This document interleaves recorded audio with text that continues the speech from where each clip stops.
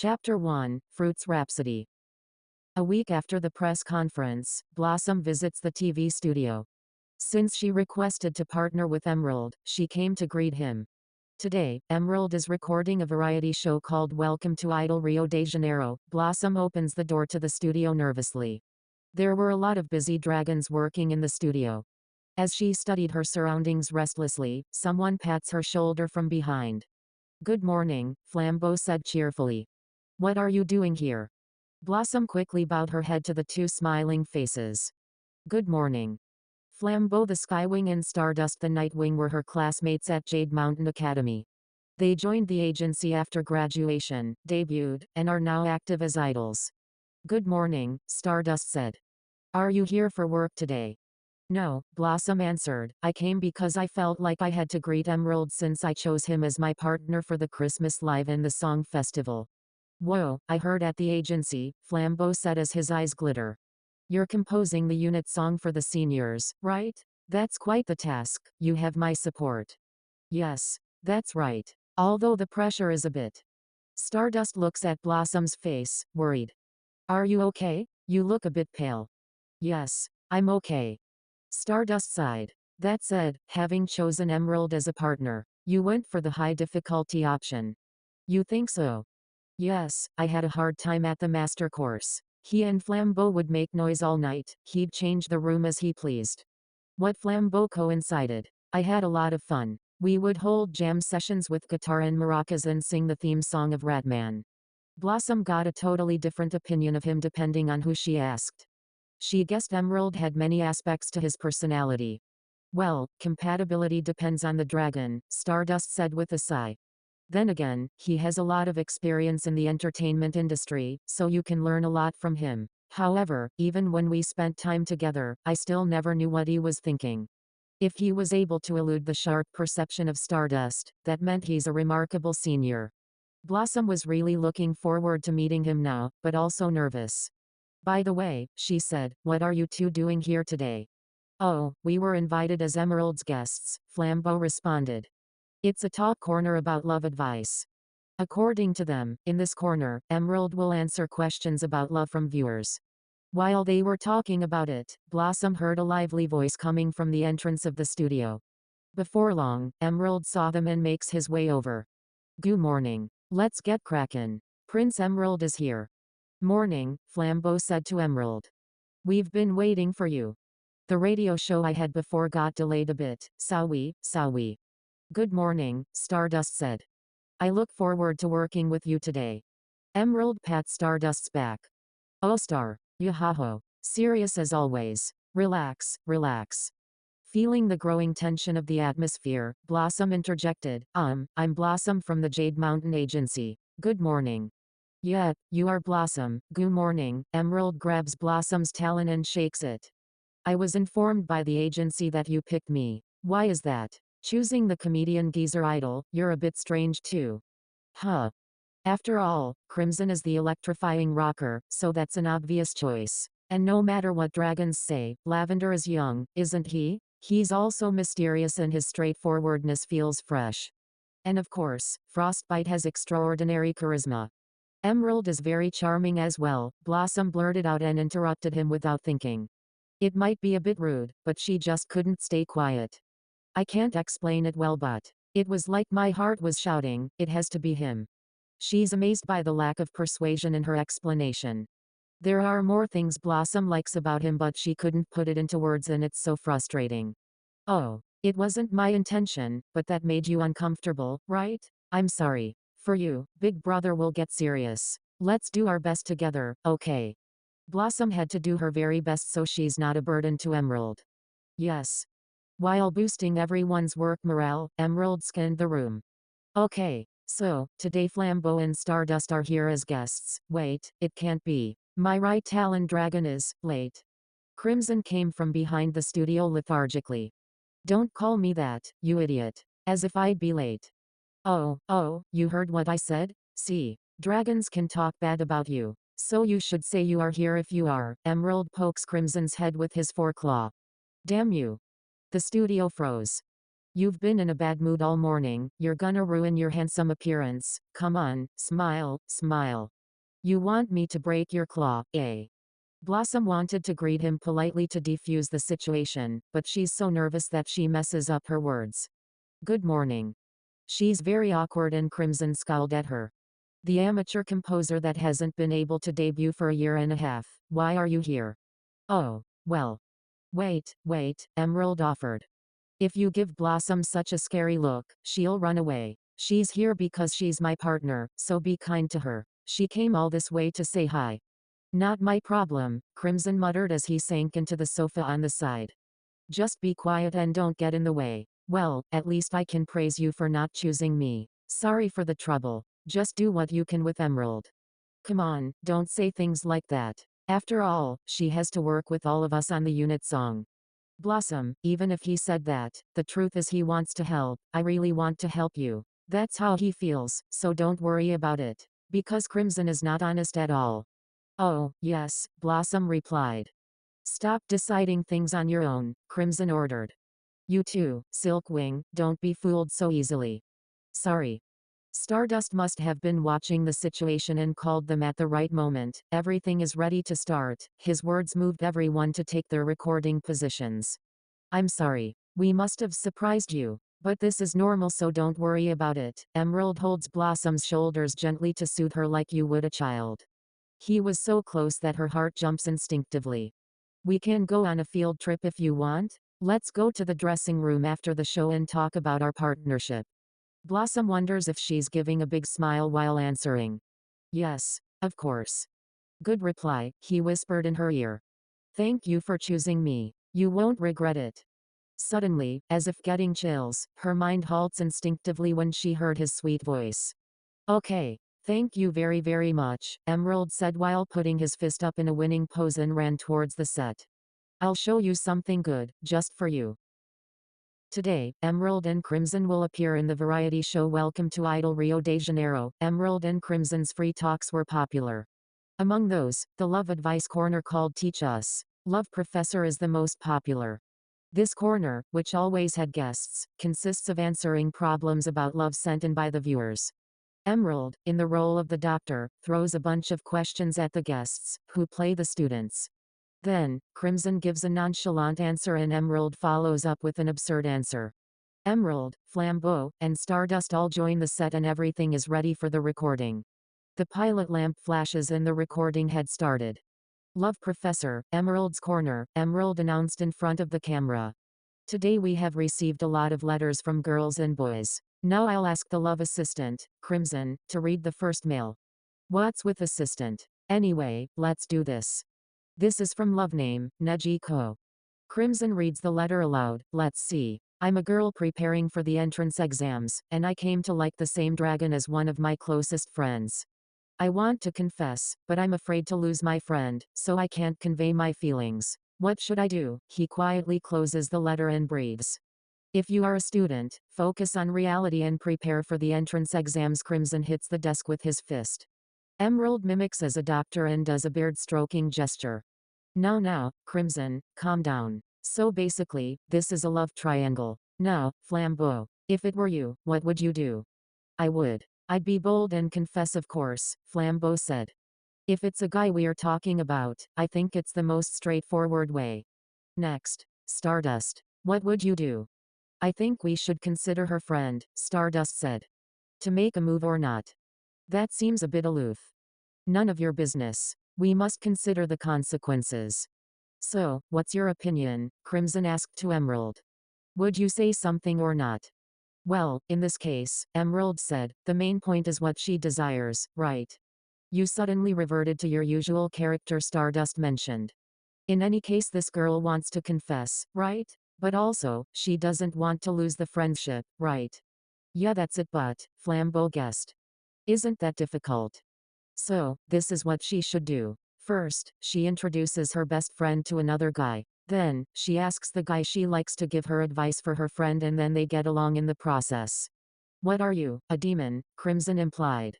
How do you come up with stuff like that?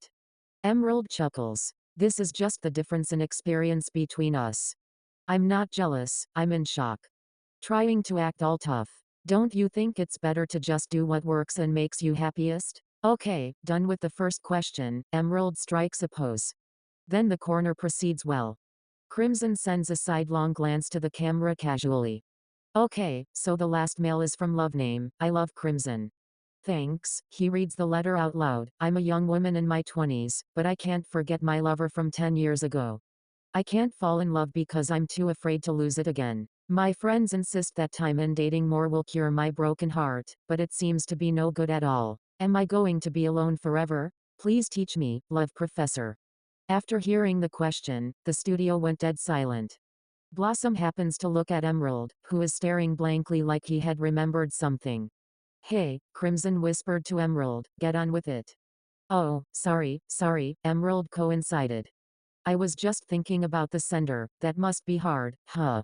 What are we going to do if the professor is empathizing with the sender? Stardust reasoned. Only you can solve their problems, right? What's wrong? Flambeau asked. Blossom wonders if there's something bothering him. Emerald has fallen silent. On the surface, there seems to be the usual light atmosphere, but he is deep in thought.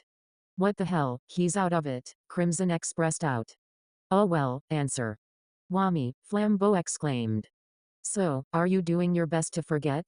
Put all your memories in order. So basic. She's already said she can't. Next. If those memories are impossible to forget, why not just live with them? Stardust offered. Someday they may fade away on their own. I see, Flambeau said. Then, what do you think? Well, going with the flow is the best, Crimson responded. Being able to forget or not? The more you lie to yourself, the harder it gets. Lie to yourself, Emerald spoke. Right, that's what I wanted to say. Let's go with that. What's with the sudden comeback? And don't steal my words. I love Crimson, even if you haven't forgotten in 10 years, that doesn't mean you can't forget in 11 years.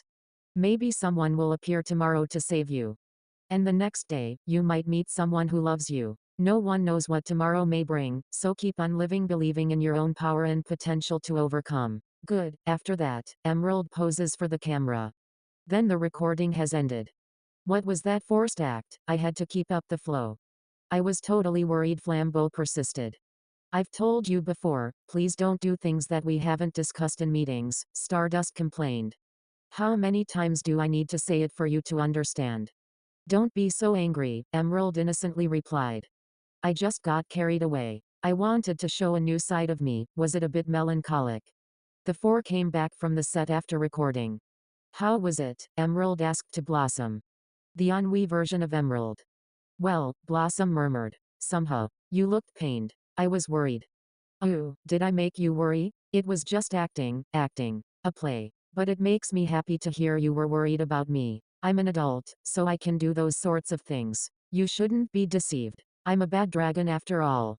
Oh, yes, sorry about that. I totally fell for it. Didn't I tell you not to be deceived? You are so simple. These things always happen with this guy. Crimson hits Emerald in the back of his head mercilessly. It was so painful that he's tearing up a bit. That hurt, Emerald yelled. Stop with the violence.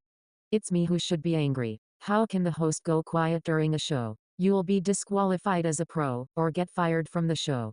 Whoa. That's. Oh okay, I'll take you to a good restaurant I know next time, alright. Delicious food. But hey you, don't think you can get away just by talking about food.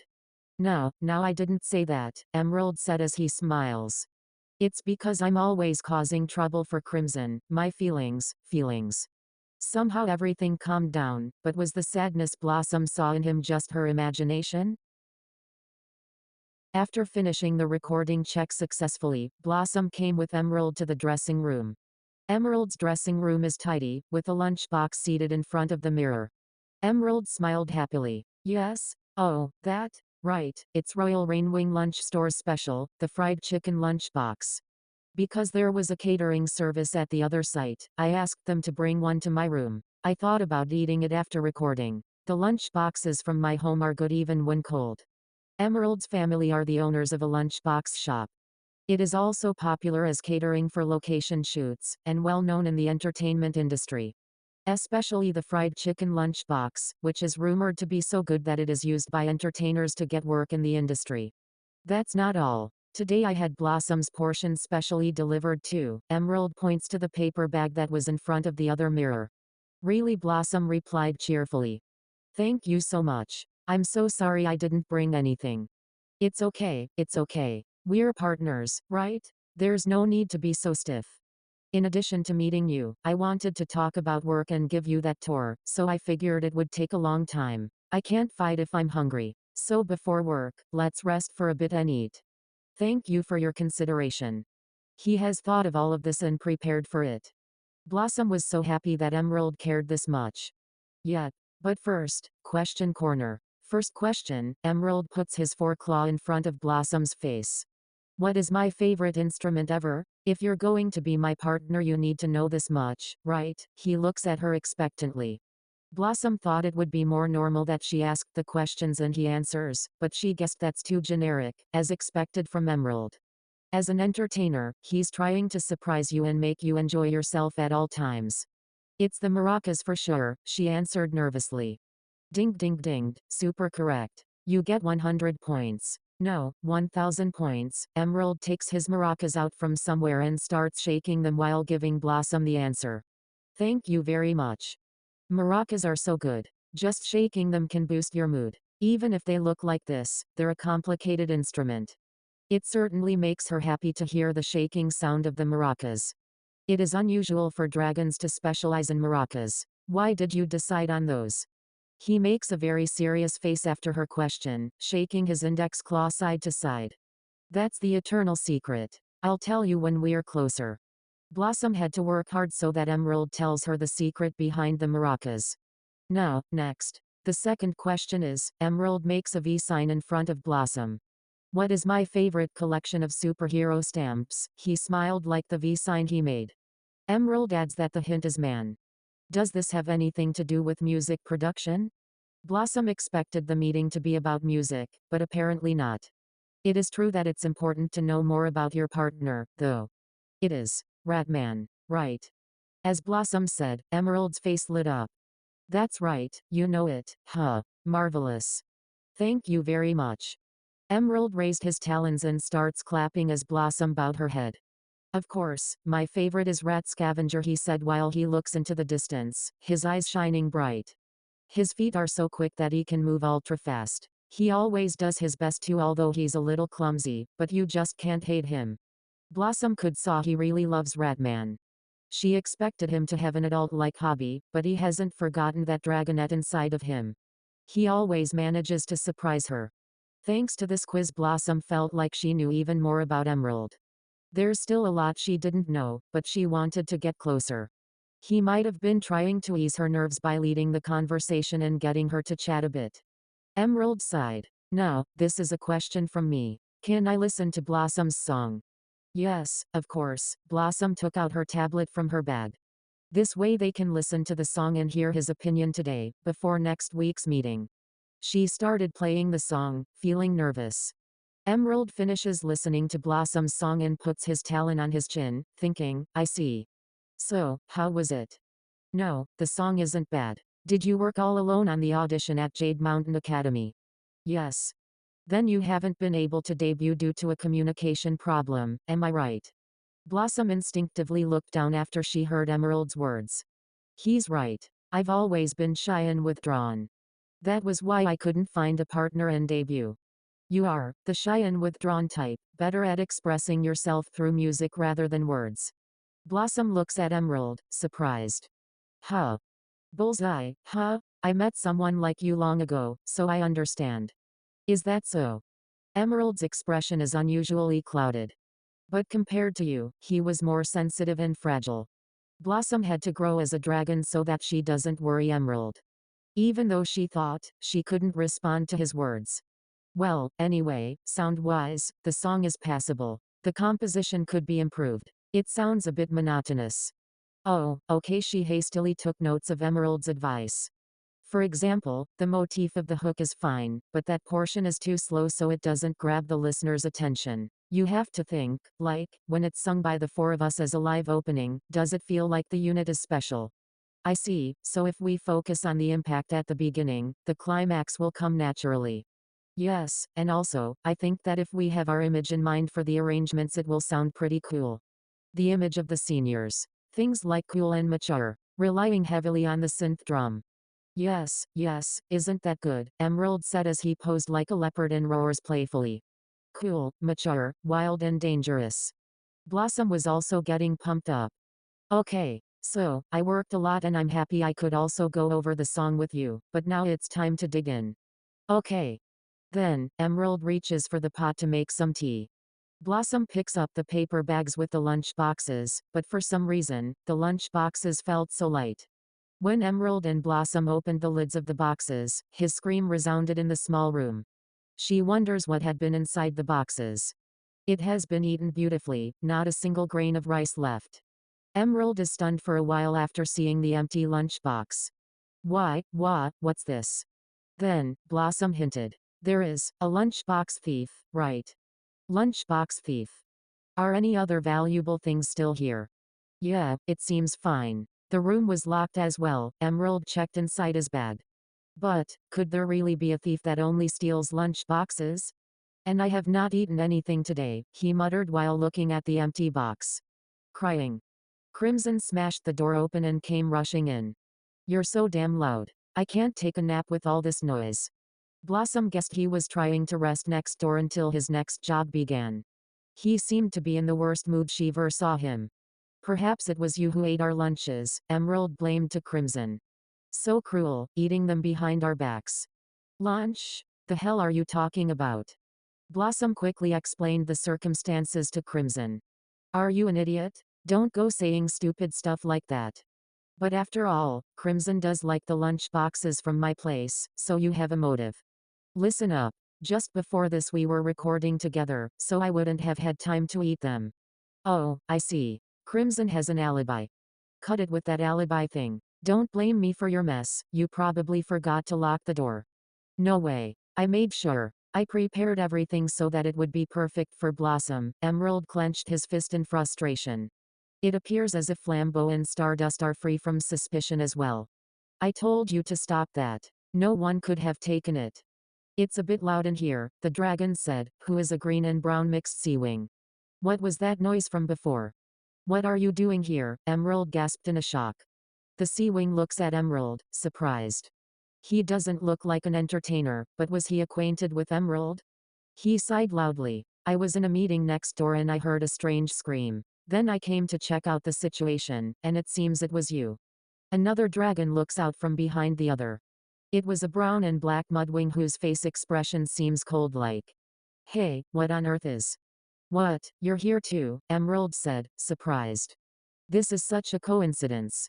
So this is your dressing room. Then that scream too. Yes, my lunch was eaten by somebody. The mudwing sighed. You were making a fuss about something like that. You haven't changed. Something like that? Even Muskrat is being like this. The lunch boxes from my place are really delicious. And I'm hungry. Anyways, I don't care and I have work to do, Crimson said, so I'm going back. But the culprit. I don't have time for this farce. Do it yourself. Crimson leaves the room and closes the door violently. Blossom had left with the three acquaintances in the room. Well anyways, Emerald said as he smiles, we should celebrate this long-awaited reunion, shall we toast? They all take their seats at the table. On top of it sits the pot containing the brewed tea. The sea-wing's hearty laugh felt like an earthquake. Seriously, you're carefree as ever. Stardom doesn't change dragons, huh? You are still a dragonette that cries over some lunchbox. Yeah, Muskrat replied, you made it sound like it was the end of the world. You two are so mean, Emerald fumed. Is that any way to talk to a friend? Through many twists and turns, they made their introductions and explained the situation. These two graduated at Jade Mountain Academy as composers. The tall mudwing, Muskrat, is now a freelance producer. It seems that the other, Stingray the Sea-wing, is working as a freelance composer. Today they were in a meeting in the room next to Emerald's. I thought that a robber had assaulted someone or something, Muskrat insisted. But a lunchbox. It's not just a lunchbox, Emerald hinted. Since she was coming today, I had it specially prepared. A fried chicken lunchbox from Royal Rainwing Lunch Store. Huh? I remember, we ate only that during our school days. Stingray looks at Emerald with cold eyes. But a lunchbox is a lunchbox. A proper adult does not shout in a dressing room. Pull yourself together, Stingray looks at Blossom. It must be difficult for you, having a Rainwing like him as a partner. No, Blossom stammered. Because I requested partnering with him myself. Stingray looks at her in surprise. Do you not know about his past? What? His past? As far as you know, he's the kind and fun senior. Hey, stop, Muskrat interrupted. But Stingray just ignored him.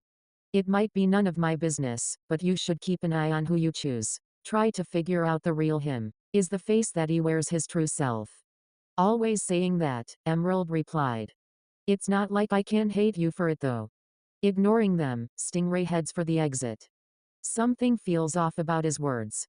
Hey, wait, Muskrat goes after him. At that moment, the door opens and Lavender comes in. Keep it down. I'm trying to concentrate in my dressing room and I can't. Stingray was about to mutter himself, stunned, when he saw Lavender. Adele. No, that's Lavender, Muskrat said. This is only my first time meeting him too, but, you're right, it looks exactly like him. What are you talking about? Lavender sneered at the remarks of the other two.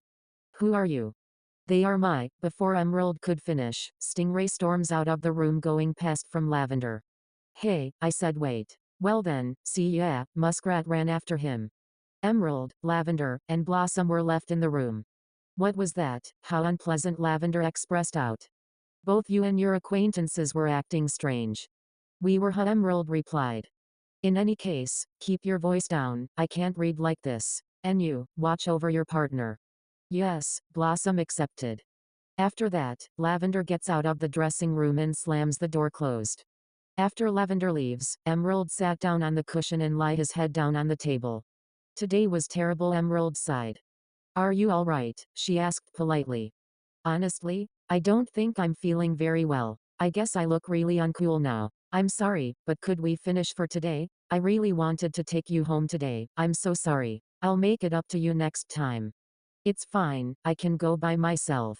But I'll rest here for a while. Don't worry. I see.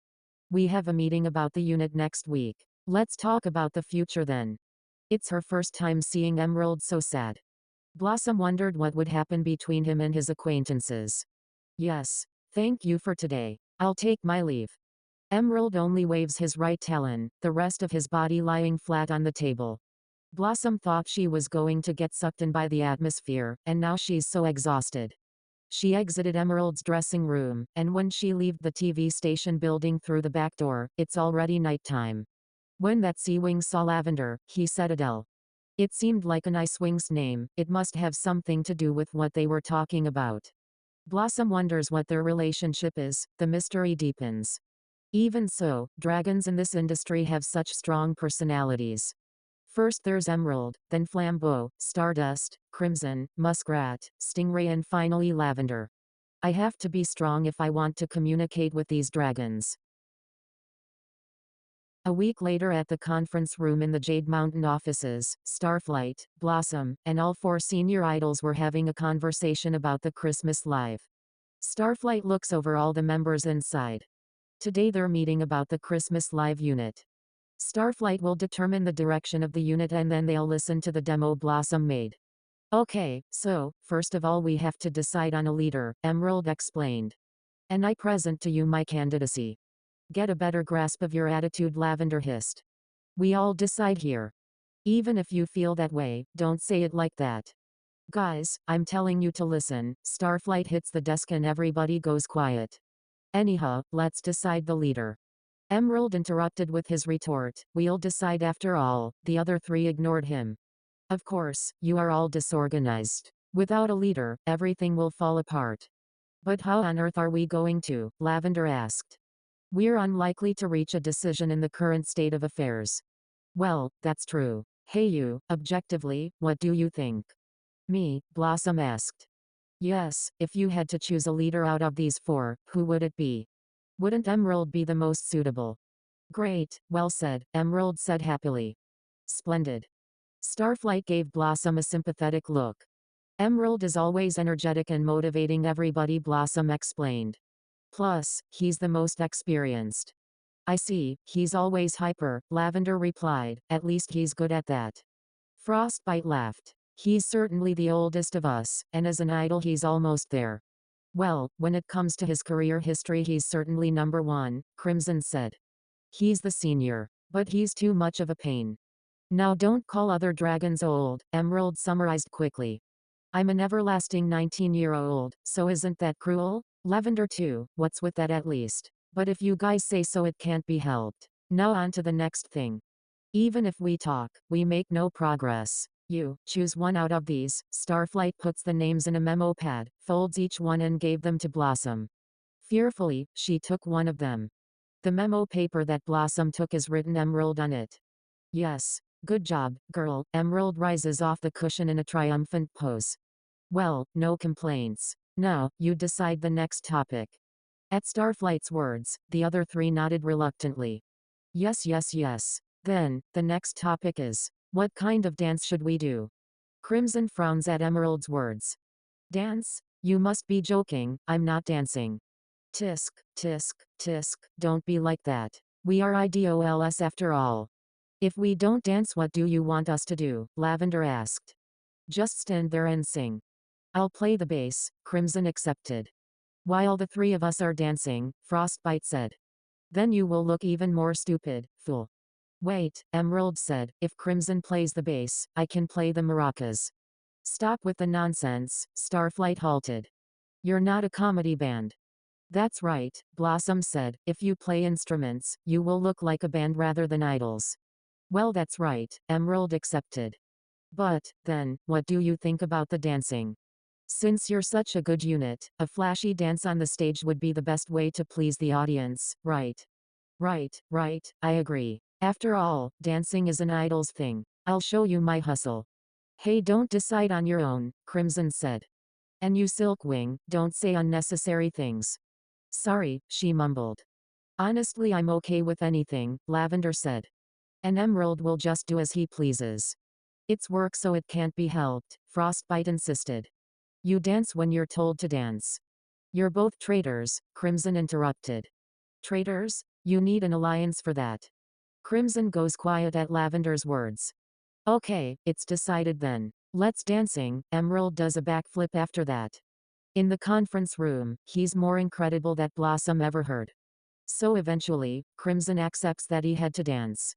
I'll ask a choreographer that I know well, so even Crimson will be alrighty. I said I didn't want to dance, doesn't mean I can't. I don't care as long as it's not too inconvenient, Frostbite said. Understood, then contact them from the office. And damn, we're running out of time because you guys wouldn't get along. Starflight hands out the paper with the schedule to everyone. For now, check the schedule.